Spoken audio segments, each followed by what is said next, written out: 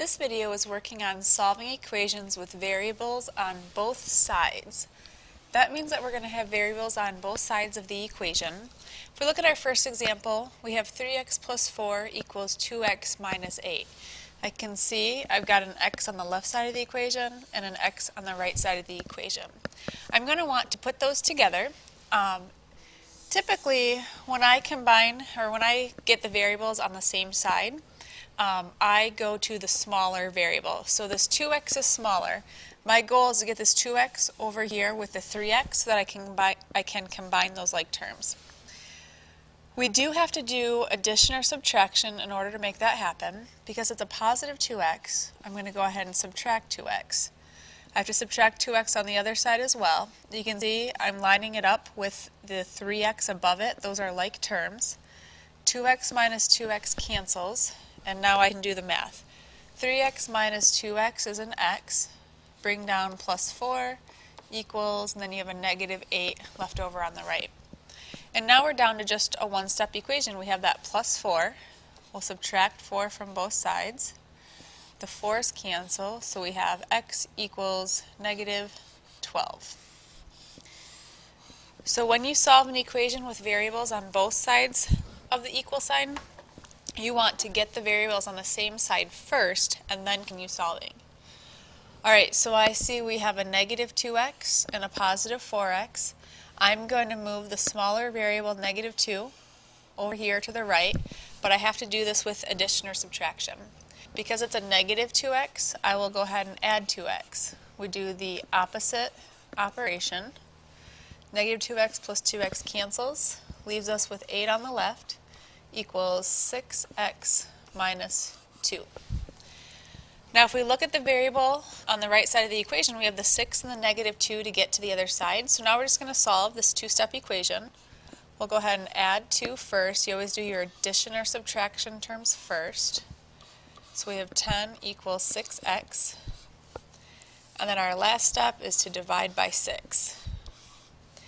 Now 10 does not divide by 6 evenly, so let's go ahead and leave the fraction 10 over 6. However, we do want to see if this reduces at all. You can take 10 and 6 and divide them both by 2, and you get 5/3. So 5/3 is our final answer. Alright, let's go through another example. Get your x's on the same side. I'm going to take this 3x because it's smaller and subtract 3x from both sides. I subtract it below its like term over here. 3x's cancel. 5x minus 3x is 2x plus 4 equals. Now what do we have left on the right? There's a 2, but let's not miss that there is a negative in front of that. So there's a negative 2.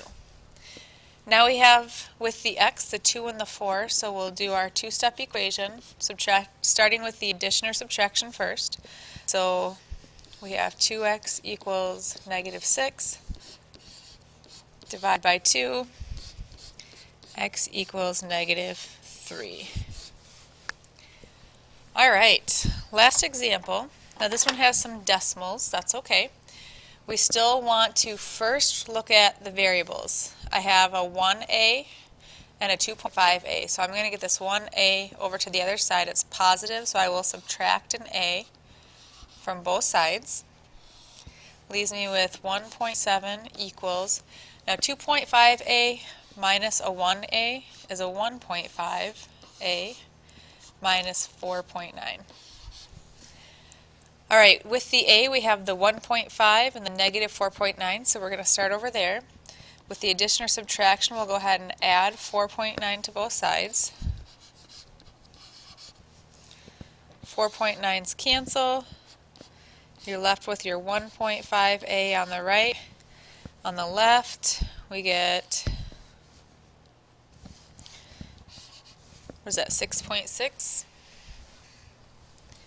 And then our last step is, we want to divide both sides by 1.5.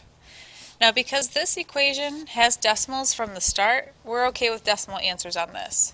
Your 1.5's cancel, leaving you with 6.6 divided by 1.5 is 4.4. And that will be our final answer on that one.